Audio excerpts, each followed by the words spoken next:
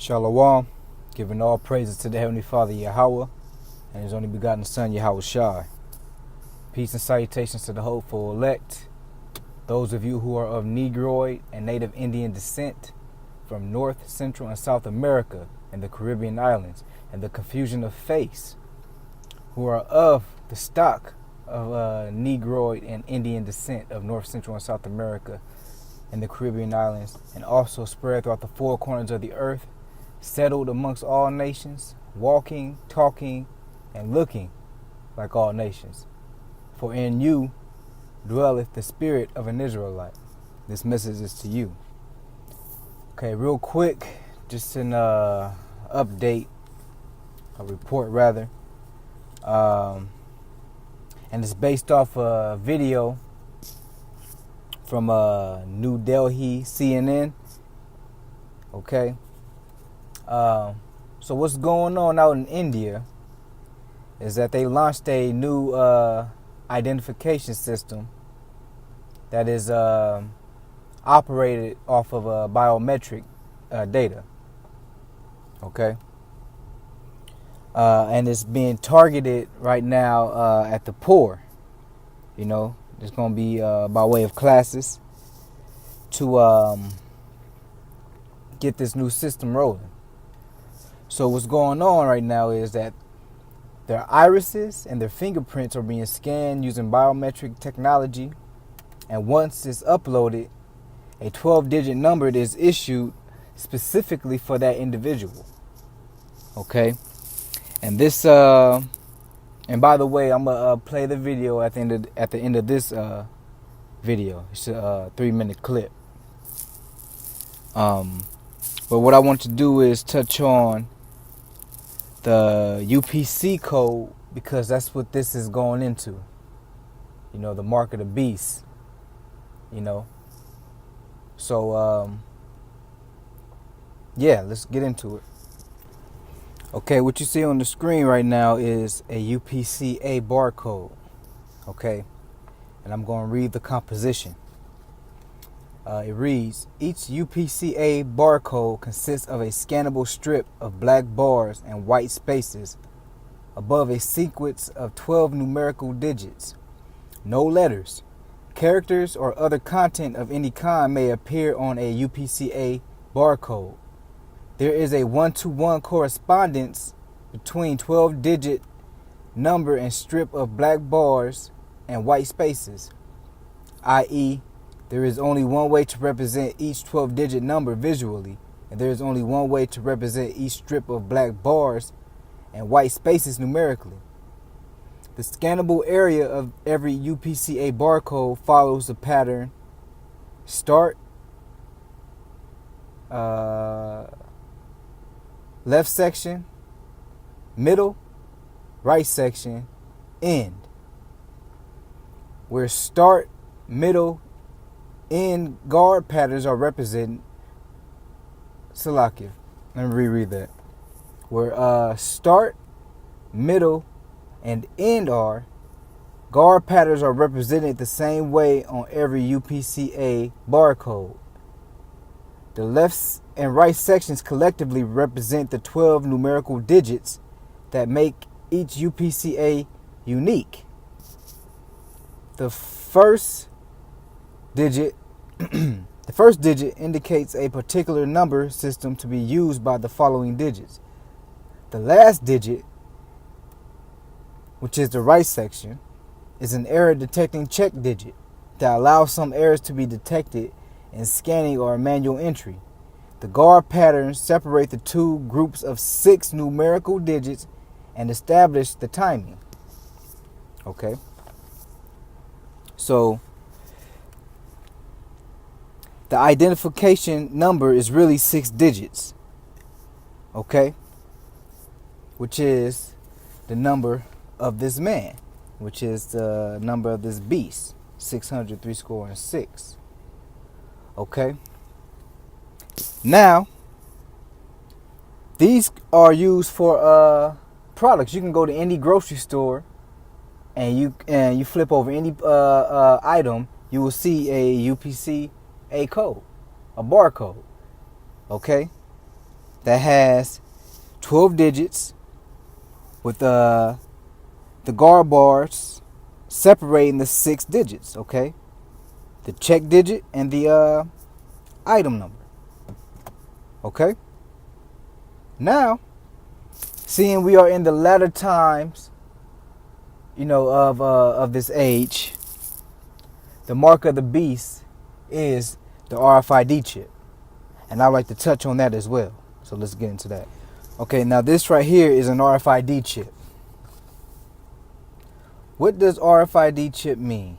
A RFID chip is another term used to define a RFID tag.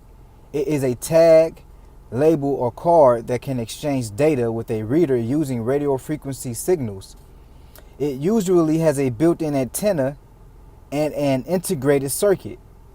The antenna can send and receive radio waves, while the IC, which is the integrated circuit, takes care of the modulating and demodulating the radio signals, as well as processing and storing data. Techopedia explains RFID chip. RFID chips are quite similar to barcode labels in that they typically work with a corresponding scanner or reader.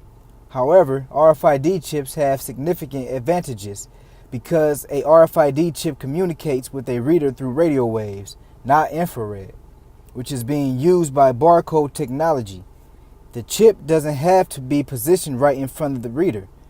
That is, line of sight is not needed. Also, unlike a barcode reader, label pair, which have to be really close, about a few centimeters, some RFID reader chip pairs can function even if they are a few meters apart. Furthermore, while a barcode label can only be read by a single reader at a time, a RFID chip can transmit data to multiple readers simultaneously. There are different kinds of RFID chips. Some require batteries, known as active chips, while others don't, known as passive chips. Others are designed for indoor use or built for rugged outdoor applications. The most common applications include object tracking and identification. Chips can also differ in the kind of radio frequencies they operate on. Some communicate via ultra-high frequency, high frequency, or low frequency. RFID chips can be attached just about anywhere. Clothes, shoes, vehicles, containers, and even plants. Animals and human beings as implants. Miniaturized chips have even been attached to insects. Now, I don't know how true that is right there, but man, that's not far-fetched at all, considering the mind of Esau. Okay? So now, when we jump to this clip, you will see that the world is, the beast is going to cause the whole world to receive this chip, man. This is just what's going on right now in India. Is a device, a crafty device of the wicked.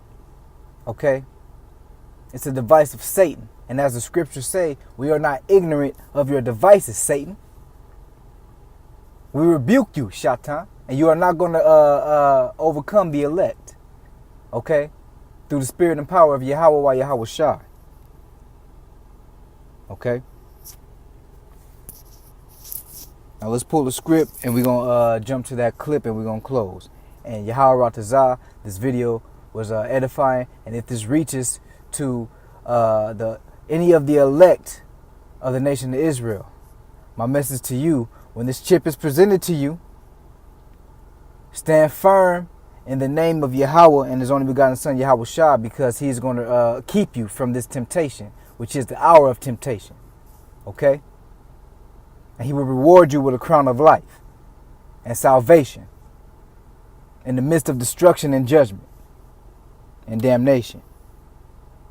Shalom. Technology has barely touched Mira Devi's daily life. In her hut, muscle, not machines, gets the chores done. She and her family are among the millions of Indians who live in obscurity, unaccounted for on government rolls, unable to apply for government benefits. कुछ नहीं है तो अभी मुश्किल है। Right now, we don't have an identity, so life is very difficult. We're all very poor, so if we earn, we eat. Otherwise, we get nothing, she says. That is about to change for Mira and perhaps millions like her. At this center, Mira Devi, a woman who has never even used a computer, is coming face to face with cutting-edge technology that will give her an official identity for the very first time. Her irises and all 10 fingerprints are scanned with biometric devices. They're uploaded and then sent to a massive server. Once this information is processed, out comes a 12-digit number for her and her only. So our goal is to get to 1 million a day and to get to about 600 million people in us enrolled in the system in the next 4 years. And eventually all of Indian citizens. Nanda Nilekani, the man who helped usher in India's booming outsourcing industry as CEO of Infosys, was asked by the Prime Minister to head this new government program.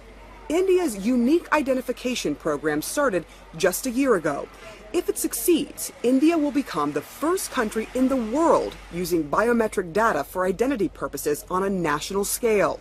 Its first phase is aimed at the poor, who for decades have had to deal with a local, sometimes corrupt bureaucracy to get benefits that don't transfer if they migrate. It's about giving a number to help people get benefits. Devi is hoping it means access to more food. With this card, we'll be able to get rations, rice, oil, wheat, sugar. All these things will be cheaper. Rickshaw operator Moti Lal just received his card. He says the identification opens doors to other possibilities. I got this card made because I'm hoping I can open a bank account and I can take loans and save money for my children, he says.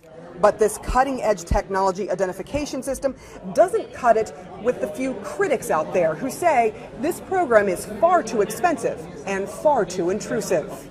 They worry the government could potentially use this data against its citizens. And the estimated price tag for the program adds up to about $2 per person, or about $2.4 billion. But right now, the critics are few, and the masses keep coming, many hoping the official recognition as a citizen will mean a slightly better existence. Sarah Seidner, CNN, New Delhi.